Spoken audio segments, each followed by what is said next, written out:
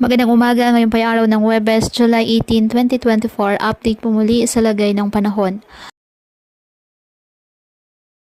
Ayon sa Pag-asa, isang low pressure area pa rin ang nasa loob ng Philippine Area of Responsibility na kung saan ay nagdadala ngayon ng mga pag-ulan sa iba't ibang bahagi ng ating bansa.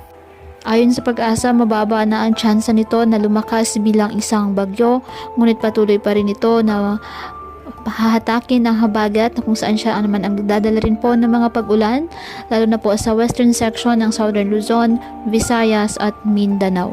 Samantala, isang panibagong low pressure area na buo sa labas ng Philippine Area of Responsibility.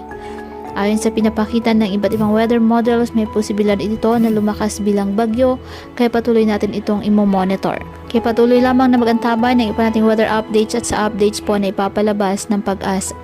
Ngayong araw, dahil sa low pressure area, asahan ang maulap na halangitan na may kalat-kalat na pag-ulan at thunderstorms sa Bicol Region, Visayas, Caraga, Marinduque at Romblon.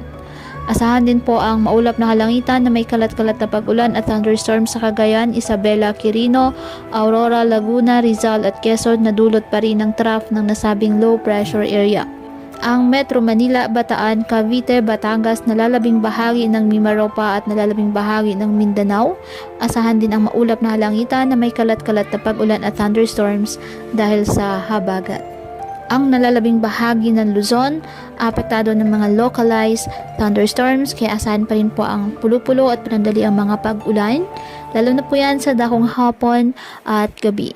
Kaya patuloy pa rin po natin na pinag-iingat ang ating mga kababayan sa banta po ng mga posibilidad ng pagbaha at pagguho ng lupa, lalo na kapag may malalakas na ulan.